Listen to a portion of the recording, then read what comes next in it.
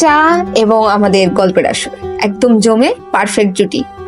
Welcome সবাইকে, আমি সাথে চলে এসেছি আপনাদেরকে সাথে নিয়ে নতুন একটি ব্লগ নিয়ে, এবং আমার মতো যারা চা প্রেমী আছেন তাদের জন্য তো অবশ্যই, এবং আমার সকল সাবস্ক্রাইবার বন্ধু, নতুন বন্ধু সবার জন্য একটি নতুন ব্লগ নিয়ে চায়ের রাজ্য শ্রীমঙ্গলে সবাইকে স্বাগতম।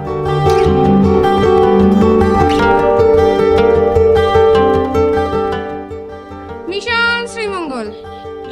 হ্যালো ফ্রেন্ডস, শুভ সকাল। আমরা এখন রওনা হচ্ছি শ্রীমঙ্গলের উদ্দেশ্যে। আমরা ফ্যামিলি সহ সবাই যাচ্ছি। আমি, সাথী, প্রিয়া, মা, বাবা পিছনে। তো সবাই দোয়া করবেন যাত্রা সফল হয়। আর চারিদিকে আজকে প্রচুর কুয়াশা।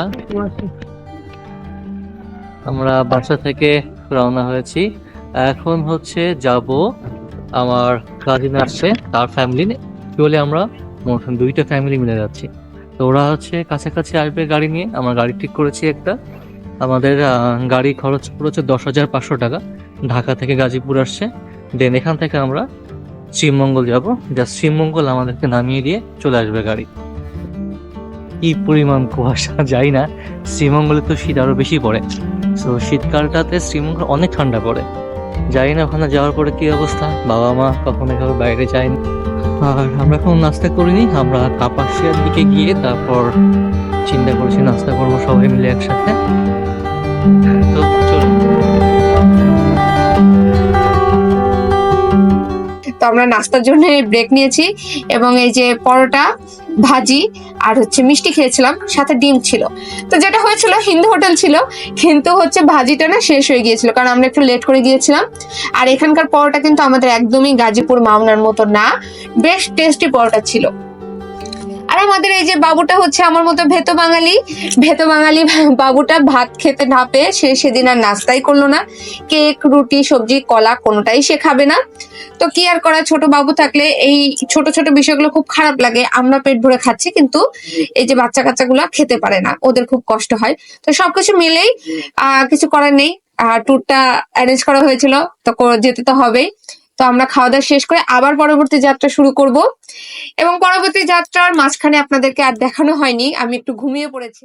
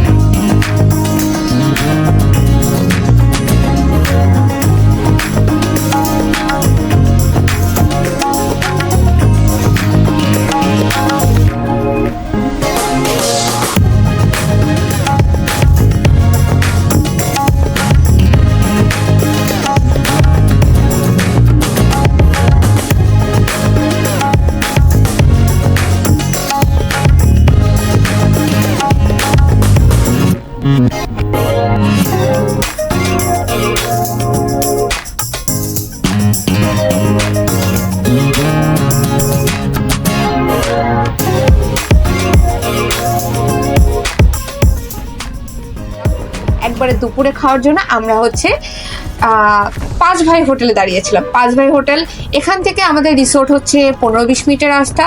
তো আমরা ভাবলাম যে যেহেতু রিসোর্টে আমরা ঢুকতে ঢুকতে আমাদের অলমোস্ট 4টা বেজে যাবে, আমরা কেন না দুপুরের খাবারটা এখান থেকে খেয়ে যাই।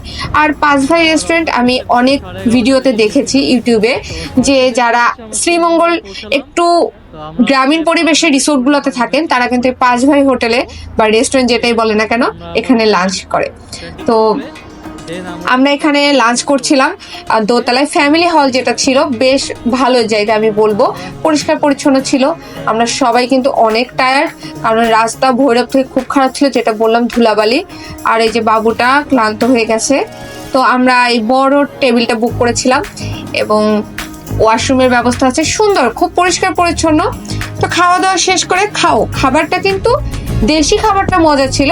মাছ আর মাংস আইটেম বাদ দিলে খাবার কিন্তু খুব টেস্টি ছিল।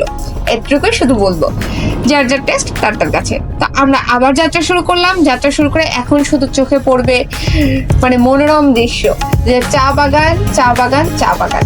চায়ের রাজ্যে আসলে এই যে দু চোখ ভরে চা বাগান উপলব্ধি করবেন, আপনার মনেই হবে যে আপনি চা বাগানের মধ্যে হারিয়ে গেছেন। এবং আমার তো মনে হচ্ছিল যে কখন আমি চা বাগানে ঢুকবো এবং চা পাতা নিজের হাতে তুলবো। তো এই করতে করতে আমাদের কিন্তু রিসোর্টের রোডটাতে আমরা ঢুকে গেছি। এটা ছিল হচ্ছে একটা গ্রামীণ পরিবেশে, কারণ আমাদের বিশেষ করে আমার সৈকত আর হচ্ছে দাদার প্রেফারেন্স ছিল যে আমরা একটু গ্রামীণ পরিবেশে রিসোর্ট নিব, কারণ শহরে তো থাকাই হয়, শহরের কোলাহল আর ভালো লাগে না আমাদের। তো এই চিন্তা করে আমরা একদম মাটির গ্রামের মধ্যে যাচ্ছিলাম, যার কারণে একটু কষ্ট তো করতেই হচ্ছিল আমাদের ড্রাইভারকে, কারণ উঁচা নিচা পাহাড় তো ঠিক না, টিলা মতো। তো এই যে আমরা যাচ্ছি এবং এই রাস্তাটা ব্যাপক পরিমাণে আমার ভালো লেগেছে। এই টিলা মতো রাস্তায়, পাহাড়ি রাস্তায় হাঁটতে কিন্তু আমার খুবই ভালো লাগে। এর আগেও আমি যতবার পাহাড়ে গিয়েছি বা পাহাড়ি এলাকায় গিয়েছি, আমার আসলে এই উঁচু নিচু রাস্তায় হাঁটতে ভীষণ ভালো লাগে। তো এই করতে করতে এই যে মাঝে মাঝে এরকম মাটির ছোট ছোট ব্রিজ মতো দেয়া আছে, এগুলো তো গাড়ি তুলতে খুব কষ্ট হয়েছিল। তো আমরা ঢুকতেই আমাদের মনে হলো যে না, আমরা যেমনটা চেয়েছিলাম ঠিক তেমনটাই পেয়েছি। আর আমাদের রিসোর্টটার নাম হচ্ছে অরণ্যের দিনরাত্রি। আমরা মোটামুটি অনেক রিভিউ, ব্লগ, ভিডিও সবকিছু দেখে এটা করেছিলাম, যদিও বেশিরভাগই ছিল নেগেটিভ কমেন্ট। তারপরেও আমরা চিন্তা করলাম যে গ্রামীণ পরিবেশে 2টা দিনই তো থাকবো, ট্রাই করেই দেখি না কেমন হয়। এই চিন্তা করে এই যে আমরা আস্তে আস্তে ঢুকে গেলাম। এবং এই সিরিয়ালে সবই হচ্ছে আপনার এরকম কাঠের বা হচ্ছে বেতের, বাঁশের হচ্ছে রিসোর্টগুলা। তো এগুলো খুব ভাল লাগে, গ্রামের মধ্যে একদম মনে হয় যে প্রকৃতির মধ্যে চলে এসেছি। আর এই যে বলতে বলতে আমরা কিন্তু অরণ্যের দিনরাত্রিতে প্রবেশ করে ফেলেছি। এই যে দেখুন কি খুশি, মনে হচ্ছে কি যেন জয় করে ফেলেছি।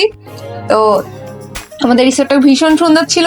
তো আজকে ছিল আমাদের প্রথম দিন, এইটুকুই আপনাদের সাথে দেখালাম আমাদের যাত্রাটা। আর ইনি হচ্ছেন আমাদের বিশেষ গেস্ট, পরবর্তী এপিসোডগুলোতে আপনাদেরকে ডিটেলসে তার সম্পর্কে বলবো। তো সবাই ভালো থাকবেন, আমাদের পাশে থাকবেন, পরবর্তী ভিডিওগুলো খুব দ্রুত আপলোড করব, অপেক্ষায় থাকবেন।